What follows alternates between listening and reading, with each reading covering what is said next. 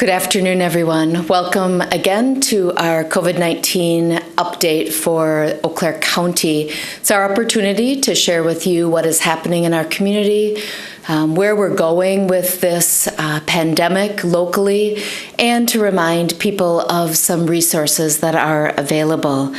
Today is Monday, the 27th of April.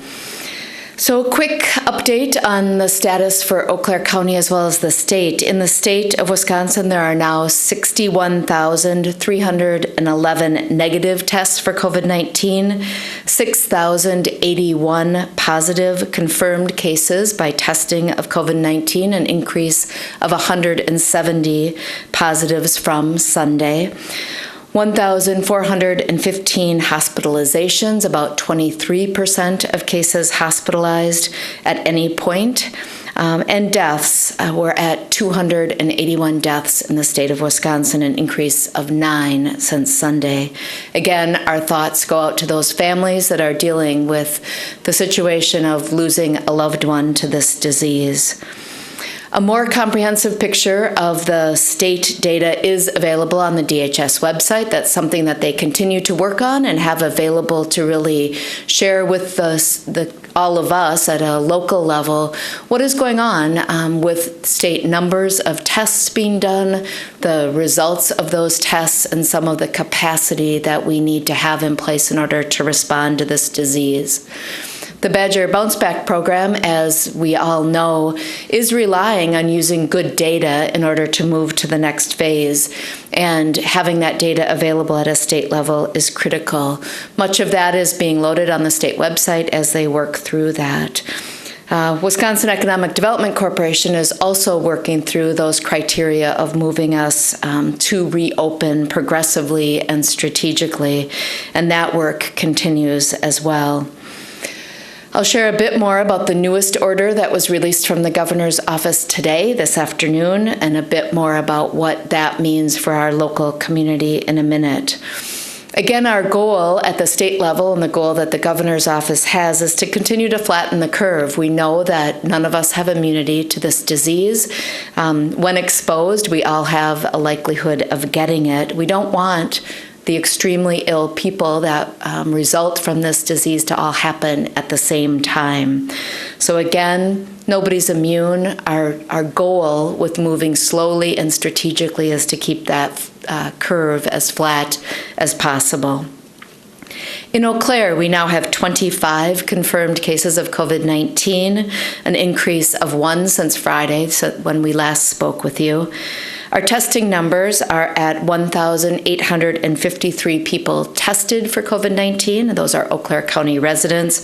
Of those, 1,776 are negative tests. The remainder are pending.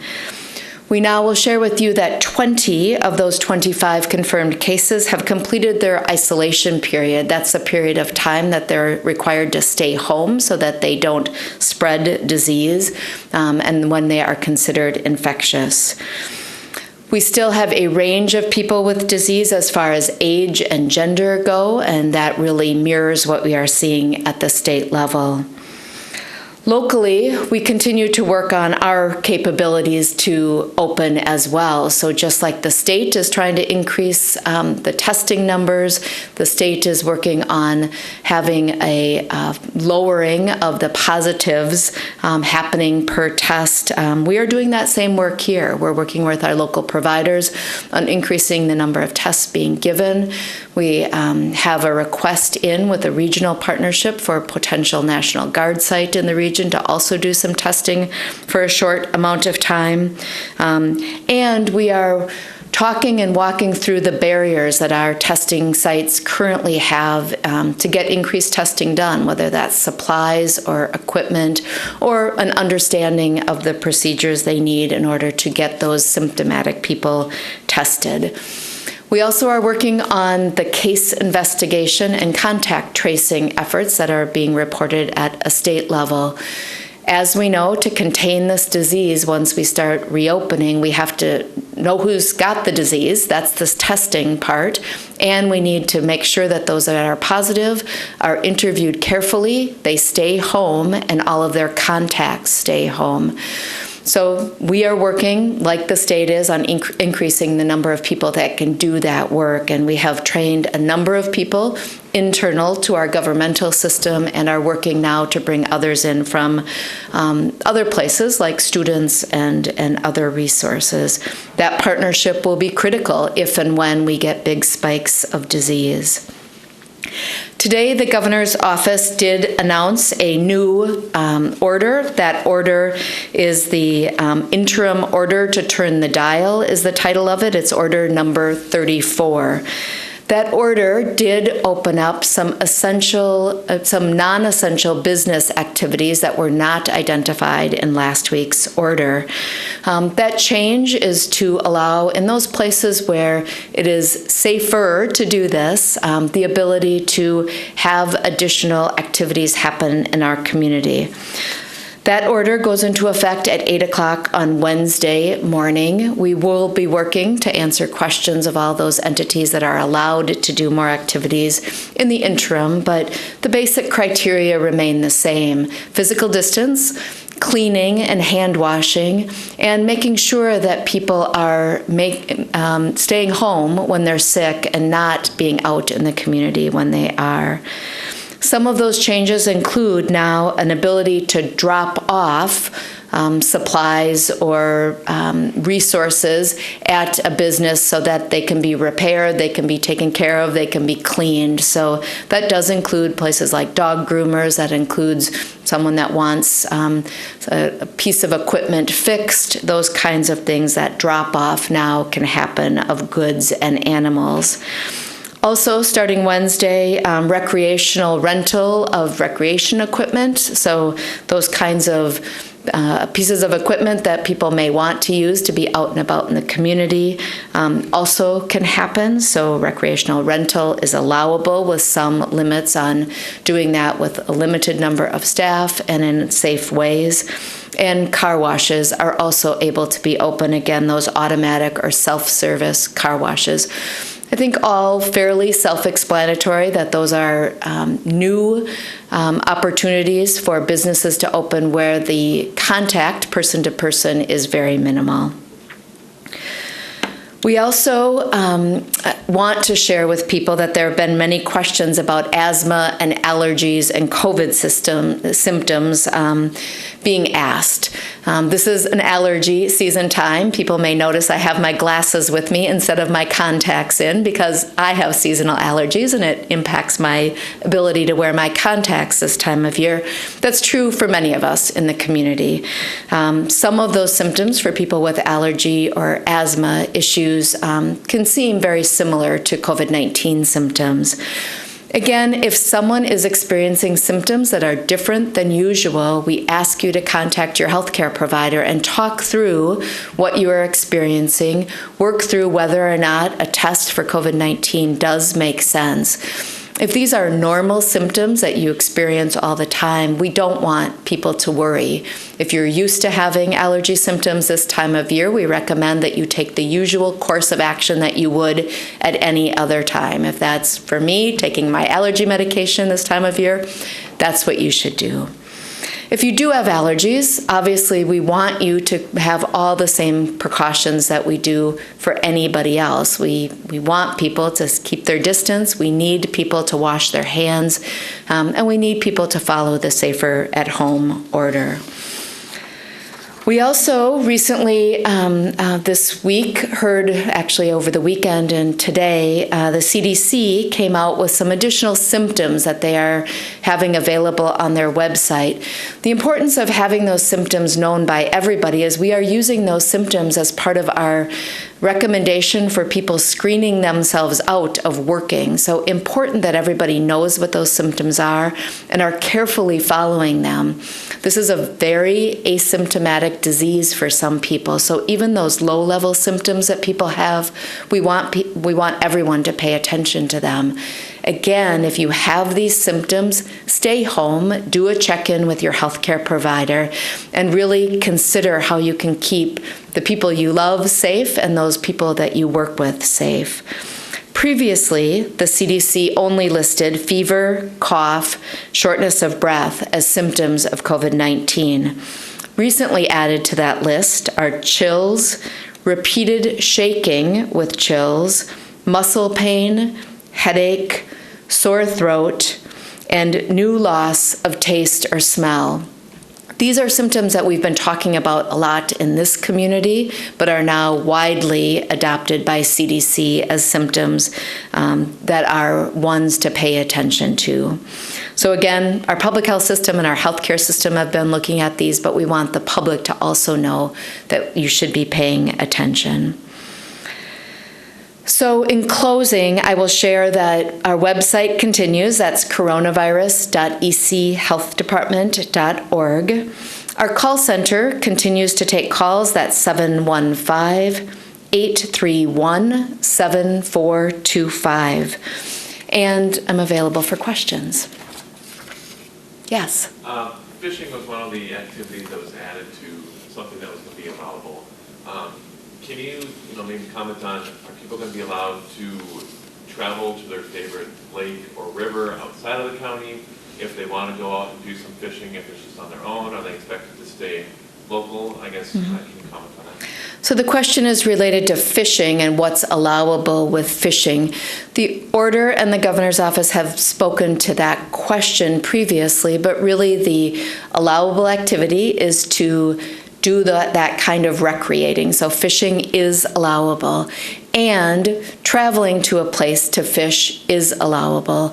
Our strong recommendation, again, is to not do that with people outside of your household, and to be cautious about traveling outside of the area.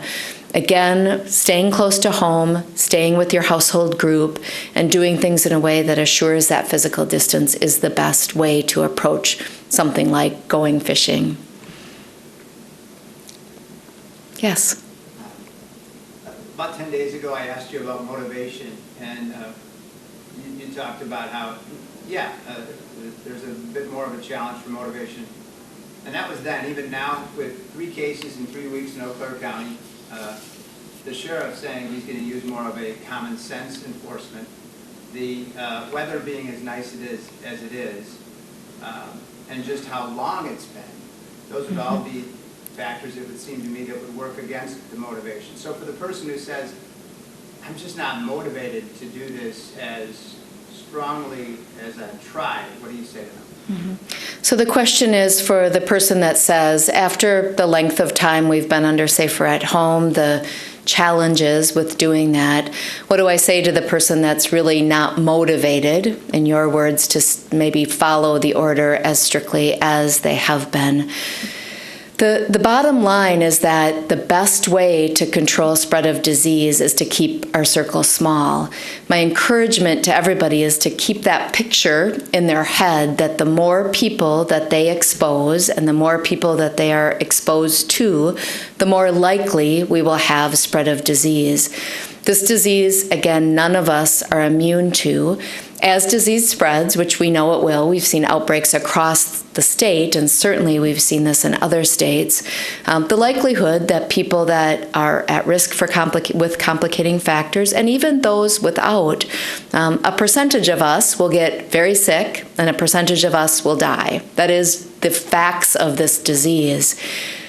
That happening in a way that is very quick and where our healthcare system can't respond is what we're trying to prevent. The more people that are very sick at the same time, the more difficult it is for healthcare to really do their job to help us survive a very significant illness. So again, the smaller we can keep our circle, the less spread that we can do, especially to vulnerable populations, the better.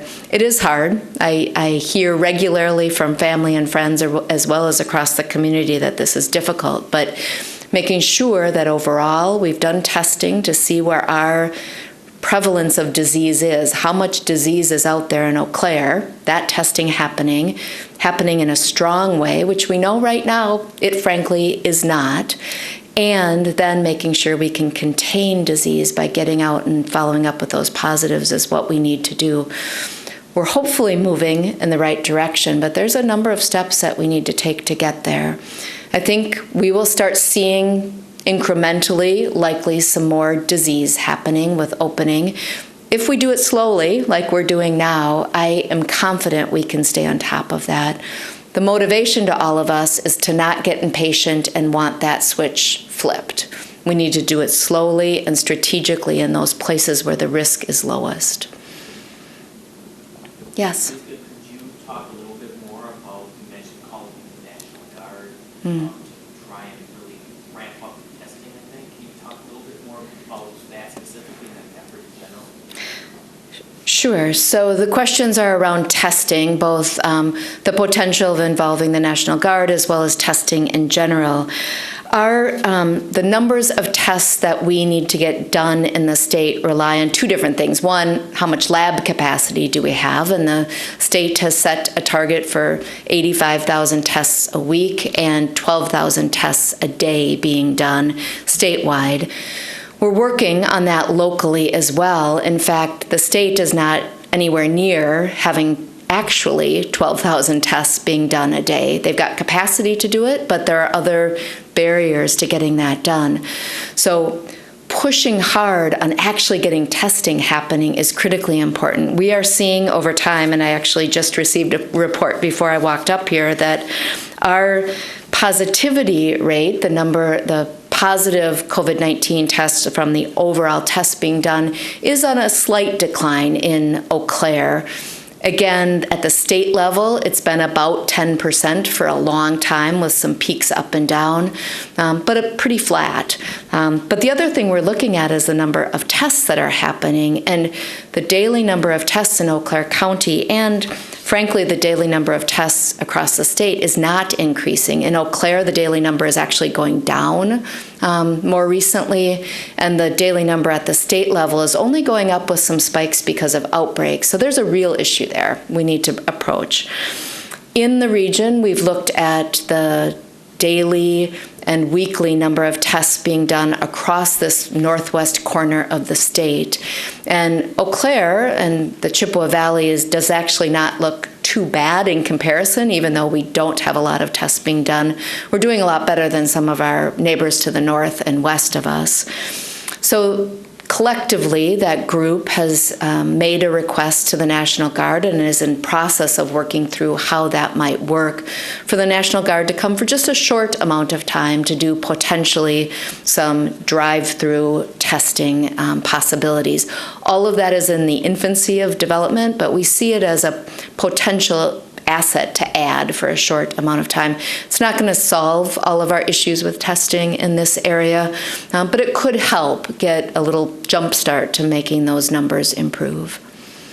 Can you say how many tests are happening here daily or weekly? I think I had this data. Yeah, we have a range of tests being done every day, and you can see probably from some of the numbers that I've reported over time, but it's on average not an incredibly high number, and that number over time has been going down. But I would say on average about 60 tests, 60 tests per day, with a lot of fluctuation based on day. And it's not increasing. So typically most days are between 40 and 60 tests a day, and we certainly want to be well above that. What is the goal number? What would you like? So what's the gold standard for Eau Claire? Again, I think that's one of those questions that we continue to ask at the state level. We definitely want a good percentage of our population tested because this is a disease where the symptoms are very low. So there are two data points that are being looked at in order to get a sense of what's going on in the community. One is called illness surveillance. So those people that are coming into an emergency room or an urgent care, how many of those have symptoms that are COVID-like? And that's something that we're tracking in real time across the state. We don't have county-specific data on that, but we likely eventually will have regional data on that. And then the number of tests and the positivity of those tests, how many of the total tests done are positive. I don't have a good count for you yet on the numbers we want to do right now, but it's certainly significantly higher than what we have at the moment. Yes? Also in regards to testing, is the call center here in Eau Claire getting, a lot of calls or even some calls from people who have symptoms that can't get tested? So the question is about our calls coming in from people that want to get tested that are not getting tested. Our call center has been set up very specifically to respond to general questions for people. So certainly we get some questions about testing and we respond to those. We do know that there are some people that are not getting tested because the systems that they are in, the healthcare networks that they are in, are not testing people that have the lower level of symptoms. They are using the state lab of hygiene criteria, which is healthcare workers and those that are hospitalized, are those with very significant symptoms. Some of all of our healthcare providers across the county are doing some sort of triage. So if you call one of your healthcare providers, if you're in a system, you do get triaged in or out of testing. And that's happening variably across the county depending on which system you are in. So there are some people that do have symptoms that are being told to stay home and not getting tested. Those are the places that we're really working with right now to find ways to increase either their capacity to test or to get those people to be tested elsewhere.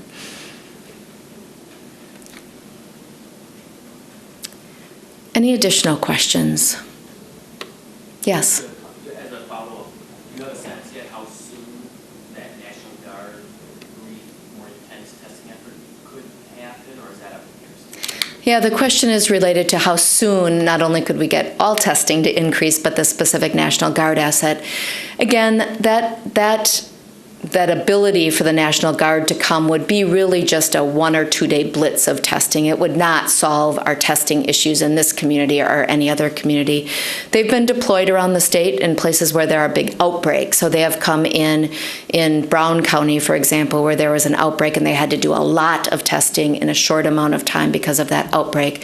This is a different model, but we think it might help give us a picture in our community about what's going on, which is why we're requesting it. The question about when it may or may not happen is we're not sure, quite frankly. We're waiting to work through some of those details, and it may not in the end be a solution, but we think it's worth exploring because really it's important to us to have a really clear understanding in our community about what is actually happening with disease. Would that be pretty open or specific, or would it be big?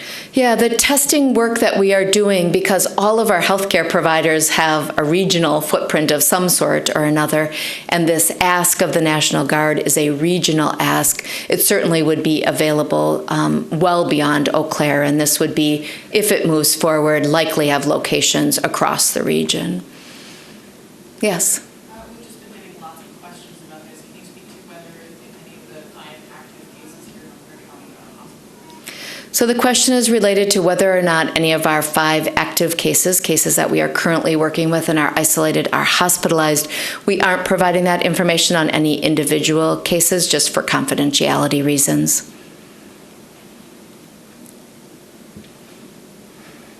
Any other questions?